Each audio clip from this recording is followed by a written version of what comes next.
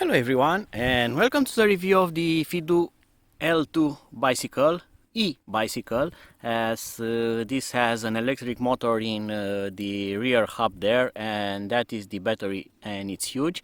I'm going to try to be as quick as possible, but this bike has a lot of features, a lot of specs, and it's very different from other e-bikes, so there's plenty to talk about, and I'm going to try to get through all of them as fast as possible. First, you might wonder what I'm doing on this hill, on top of this hill, very steep one, with this tiny bike. And this is actually really tiny, and it uses very small wheel, but with those tiny wheels, this bike comes with a huge amount of power, and it uses a very large battery that is 20 amp hour, 48 volts, so it has around 1 kilowatt of storage power. And the motor is a hub motor, but it's not a regular motor, it's a 350 watt motor, but it uses internal gears, so it has a satellite gearing configuration, and that increases the torque a lot, and that increase of torque is enormous in comparison with a normal hub motor. It has a disadvantage, it's very noisy because all of that gearing, but there are plenty of advantages such as low power consumption, big torque, and it has free loading, so when you are going downhill or using just pedals, you don't have any kind of drag from the motor, and it goes like you are riding a normal bicycle. So I'm amazed about this power, and you can see I'm not in the city, and I'm not on the asphalt, I'm not even on the dirt road. I'm simply on a field where there have been some crops, and I can ride over them with no problems. This thing has insane amount of power for its size. This is not an off-road bike. This is almost a toy bike for its size and for its wheels, but this thing is amazing.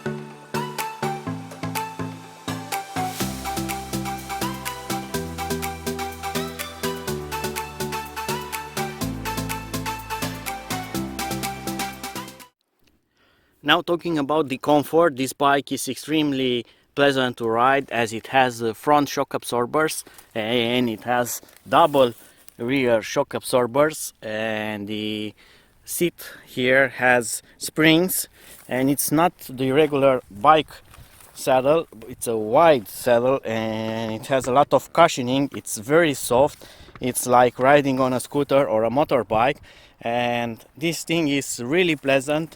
You can go even off-road with it with absolutely no problem. It will not shake you at all.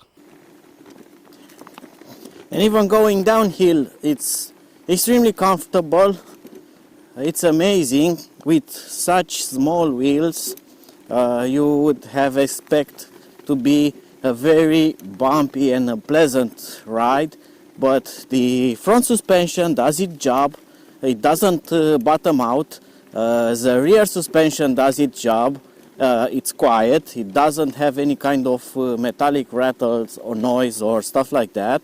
And also the saddle, the large saddle with those springs, make this really pleasant and really soft to ride. And you can get some decent speed even with these craters, and you can even attack some of the ditches with no problems at all.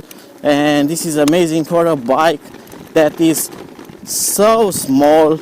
You would have not expected it to perform like that.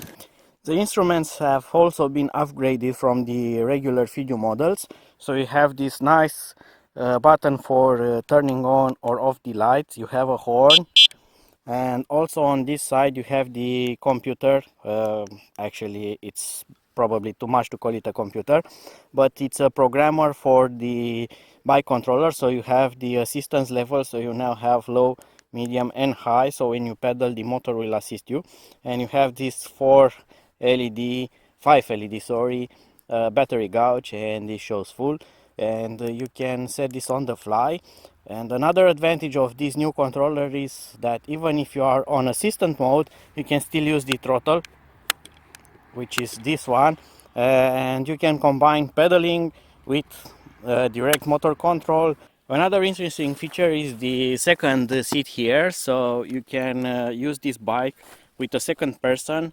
For example, your kid, you can take him to school, to kindergarten, and even two adults can ride this if they are not too heavy. The bike is rated for 120 kilograms, so that may be enough for one adult and a kid, but it's very sturdy built, so it will take a lot of weight on it.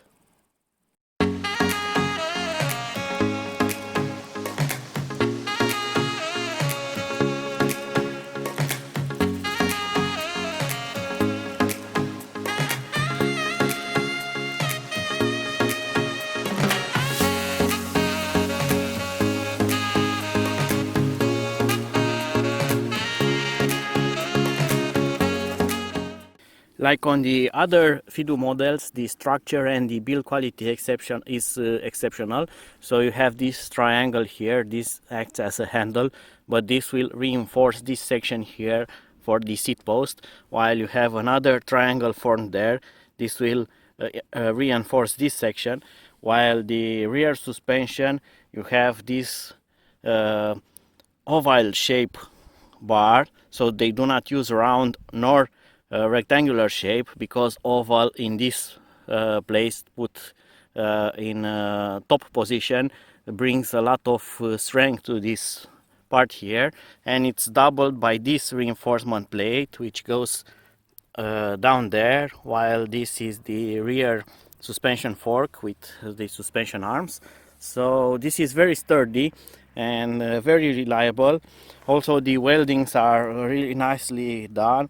They are being very closely welded and polished, and they are really good quality. While the folding system is top quality, I have this system on the Fiido D2 model. I'm getting about 20,000 kilometers already on it, and there is absolutely no problem with the folding and the welds on that bike. The L2 also has an upgrade on the transmission, so in comparison with the D2 model, which has a normal chain, this one has a tensioner here, which does a really good job. As on the D2, you actually need to use this screw to make the chain more tight or loose, and as you use it, it constantly needs adjustment, as it will get slack or not, and it makes it noisy. Well, with this tensioner here, it's always silent and it's always perfectly tensioned, so there's less wear on the chain and on the drivetrain. The lighting system also has been upgraded, and now you have a front LED lamp with a big lens, and this puts out a really good amount of light. You also get this reflective part here, while on the rear you get a tail lamp with LEDs and also a reflective lamp, while on the D2 you only get a very small reflective lamp fixed on the seat post. So this is really nice, and it comes with this plate here, and if your country requires a number plate, you can fix it with this support. The brakes are on a disc, and both front and rear use 160 millimeter disc. They are not hydraulic, they use regular cable, but they are very good. They have a good control, you have modulation, so you can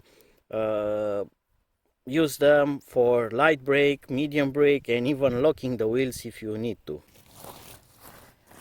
Like on all Fiido models, compactness is a great feature, so there are plenty of stuff to do with this bike when you need to store it. And that means you can take the seat post out completely, and you can also take the battery out, and you can charge this separately. You can collapse the stem here. You can also fold the handlebar, and of course, like on the other Fiido models, you can fold the frame, and this transforms into a very compact bike. And you can even fold the pedals, so this thing will take almost no space if you need to store it for a period of time. Another nice thing they did to this bike is, like, they have seen my last video of the D2, which I was not liking these cables very much because they were a lot and only used some zip ties. Well, now they use these spiral parts here and here and here along with zip ties, and makes it look much more better than all those cables that were only using zip ties. So they did an improvement to that. You also get this nice phone holder which adjusts from this screw clamp, and this will hold almost any phone with no problems. And here it has a USB port hidden, so you can charge your mobile phone if you need to, and that's really nice. While this QR code, it's not for an app, as Fiido doesn't have any kind of apps for their bikes, nor they have a speedometer or a kilometer rating or something like that. No, they do not use any stuff. This is just for going to a Fiido chat on WeChat or something like that from China, which partially works if you are from Europe. And now let's take it for a ride and see how this thing will go. I'm going to start from the top of the hill, and I'm going to do kind of downhill with this. This is not good. You should never attempt such thing with such a small bike. At least the brakes are really powerful, and you can hold this bike without locking the wheels. So the brakes really work well. You can modulate them, and this is a really steep slope here, but the camera will not show that because it's a wide angle. Sorry about this mess here.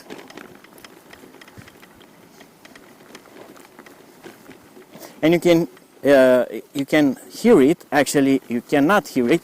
This is very silent.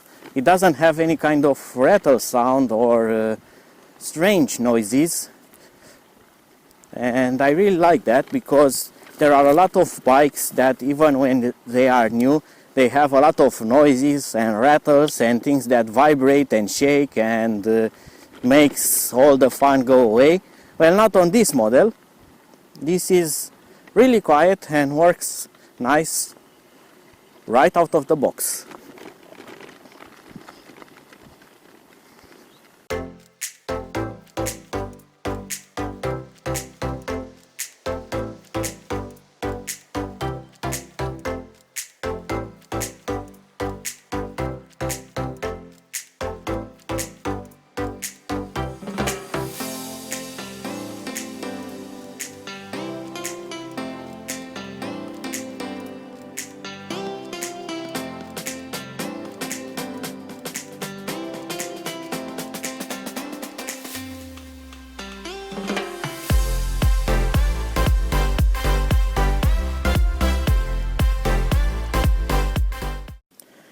And now the road test. So this will be an acceleration test with no pedaling. So I'm going to put the pedals on rest position, and I'm going to use just the twist throttle, maximum speed.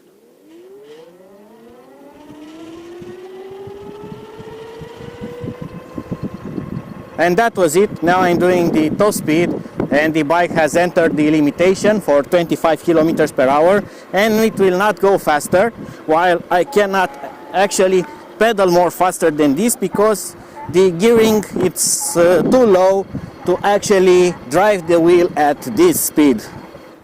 But the main advantage of this small bike, as I've shown you, it's its power, so you can attack almost any kind of hills. And if it doesn't have enough power, you can now use that low gearing and it will go uphill, off-road with no problems.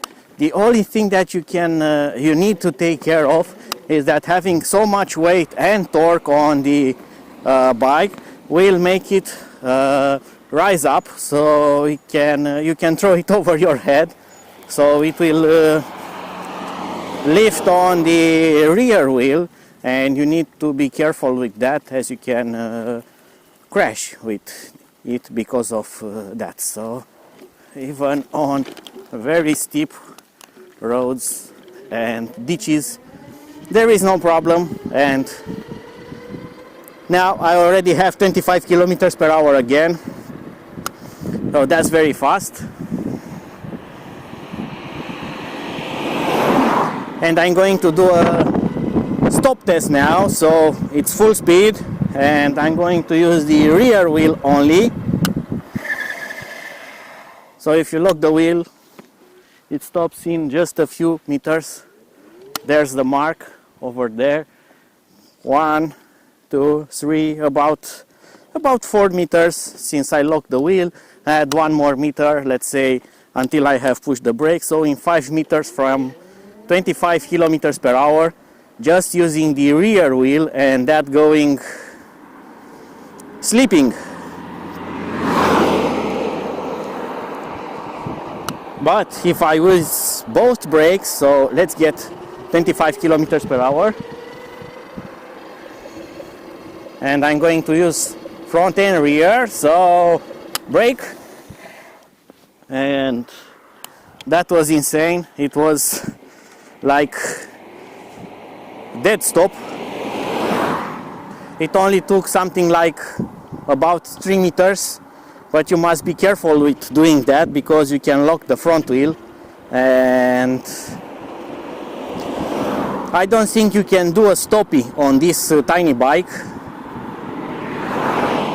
The stoppie may turn into a rollover with this one, so you must be careful with that. And that acceleration drives me crazy. You just push it, makes a bit of noise, and I'm at 25 kilometers per hour. That's amazing. It has a really good acceleration. I'm disappointed that you can hear now that it has entered the motor limit and it makes a doom doom doom doom doom doom doom noise. That's the controller trying to regulate the motor power just to hold it at exactly 25 kilometers per hour. So when this goes a bit faster than 25, it cuts the power. Then when it goes under 25, it just gives an impulse and just keeps the speed constant at 25. I really would wish that I would have an option to unlock this to go faster, because on 48 volts with that motor it should do about 35 kilometers per hour.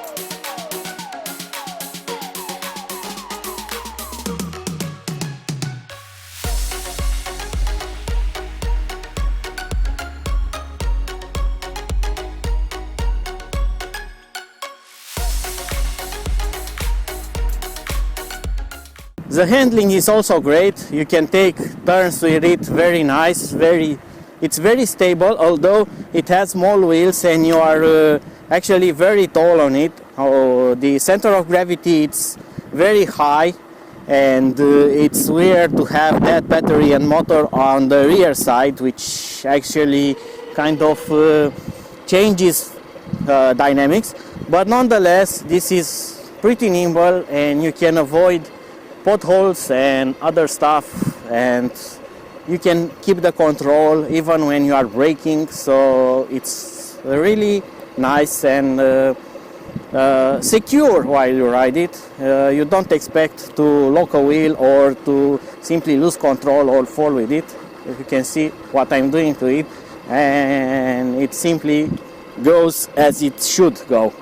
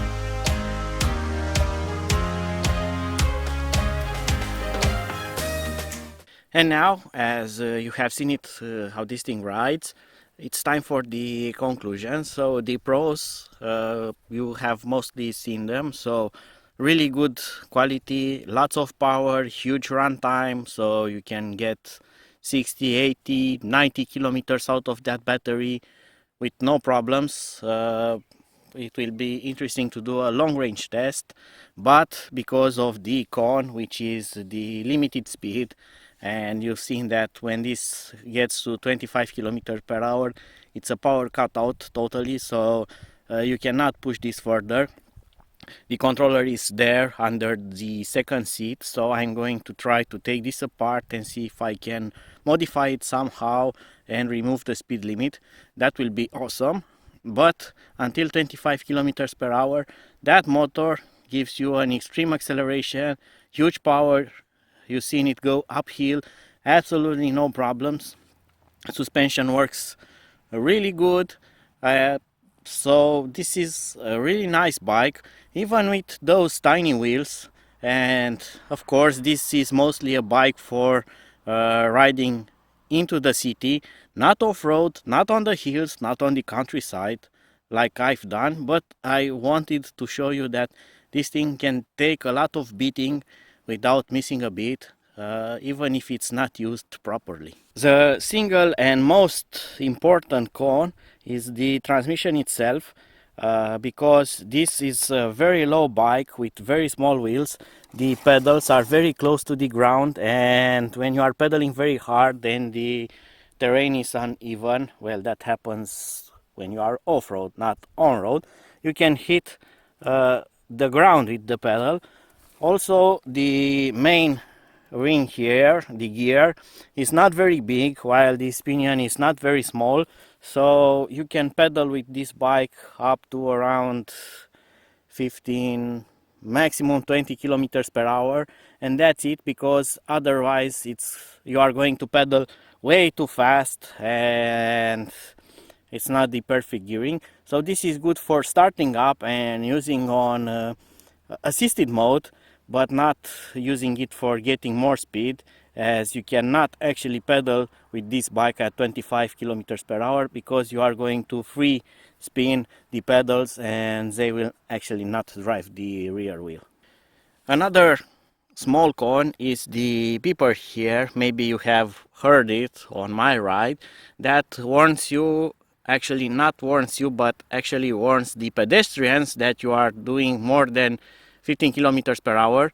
uh, you cannot turn that off, so it's kind of silly, and when you go like 20 kilometers per hour it will do that cricket noise continuously. But it's mostly not heard because of the motor gearing noise. But I would have wished to disable this, but it's very easy. Probably it has a speaker or something and you can pull this off and make it silent. So that was it for now. I hope that you have enjoyed this review. If you have any kind of questions or want to find more about this bike, leave me a comment below and I'm going to try to answer it as fast and as best as possible. Also, if you want to find more about this bike and you want me to film something else about it, let me know and I might do a second part of this with your questions that you leave below. Be sure to follow my next uploads, so better subscribe and hit that bell there. And until my next video, see you and bye bye!